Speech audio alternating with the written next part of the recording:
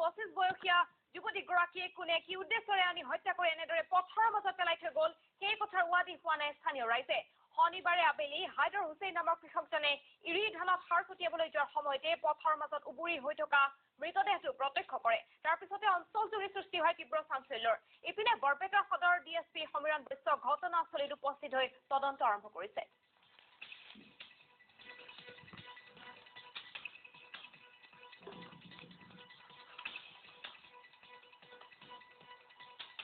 ৰাজ্য নিৰাপত্তা ইতিমধ্যে নোহোৱা হৈছে কিশোৰী যুৱতী মহিলাৰ নগাঁৱত 11 বছৰীয়া কিশোৰীক বলাৎকাৰ হত্যাৰ ঘটনাৰ ৰাজ্যত উৎপাল লগাই থকাৰ সময়তে বৰপেটাত উদ্ধাৰ হৈছে এগৰাকী যুৱতীৰ মৃতদেহ বৰপেটাৰ ঢকুৱাত পথৰ মাজত উদ্ধাৰ হৈছে এগৰাকী যুৱতীৰ মৃতদেহ ঢকুৱা গাঁৱৰ উত্তৰ চুপাৰ পথাৰ ইৰি ধান খেতিৰ মাজত উদ্ধাৰ হৈছে এই মৃতদেহটো চিনাক্ত হোৱা নাই চুৰিদাৰ পৰিধান কৰি থকা এই যুৱতীগৰাকীৰ মৃতদেহটো যুৱতীগৰাকীক উৰ্ণাৰে গলত পাঁচ লগাই হত্যাৰ সন্দেহ প্ৰকাশ কৰিছে স্থানীয় লোকে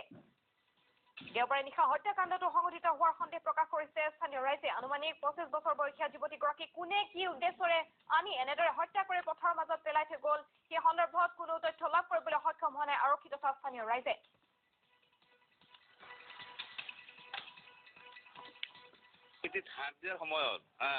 হাৰ্দিয়াৰ সময়ত তাৰমানে দেখা পাই আটা কৰিছে যে মানুহ মৰছে এই গোটেই ৰাইজ মানে উপস্থিত হৈ আছে এইখিনিয়ে আৰু বাদ বাকী একো দেখা নাই তাৰমানে তেওঁ ছোৱালীটো দেখা মোটামুটি 20-25 এনেহেন হ'ব 15-16 এনেহেন হ'ব চুইচাইডো হ'ব পাৰে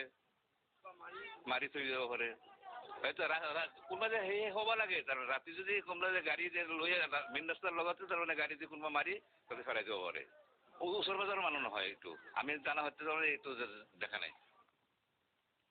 আৰু ৰাজ্যৰ ভিন্ন প্ৰান্তত এতিয়া উদ্ধাৰ হৈছে ইটোৰ পাছত সিটোকৈ মৃতদেহ বৰপেটাৰ পিছত ডিগবৈত উদ্ধাৰ হৈছে 14 বছৰীয়া কিশোৰী মৃতদেহ ডিগবৈ খৰজান পুলৰ ৰেলপথৰ কাষত উদ্ধাৰ হৈছে মৃতদেহটো মৃত কিশোৰীগৰাকীৰ নাম হৈছে ৰূপা মাঝি এতিয়াও পোহৰলৈ অহা নাই ঘটনাৰ সবিশেষ আৰু ইতিমধ্যে আমি জনাইছো যে পৰিচয় পোৱা গৈছে ৰূপা মাঝি বুলি জানিব পৰা গৈছে একবাৰ ডিগবৈৰ ঘটনা বৰপেটাৰ উদ্ধাৰ হোৱাৰ পাছতে বৰপেটাত 25 বছৰীয়া এগৰাকী যুৱতীৰ মৃতদেহ উদ্ধাৰ হোৱাৰ পাছত এবাৰ ডিগবৈত একেধৰণৰ ঘটনা সংঘটিত হৈছে এটা পুলৰ কাষত উদ্ধাৰ হৈছে মৃতদেহ আৰু 14 বছৰীয়া এগৰাকী কিশোৰী ডিগবৈ খৰজান পুলৰ ৰেলপথৰ কাষত এই মৃতদেহটো উদ্ধাৰ হৈছে পৰিচয় পোৱা গৈছে ৰূপা মাঝি বুলি জানিব পৰা গৈছে কিন্তু এই ঘটনাৰ সবিশেষ এই মুহূৰ্তলৈকে পোহৰলৈ অহা নাই কি কাৰণত হত্যা কৰা হ'ল হত্যা নে আত্মহত্যা এই সন্দৰ্ভত কোনো ধৰণৰ তথ্য এই মুহূৰ্তলৈকে স্পষ্ট হোৱা নাই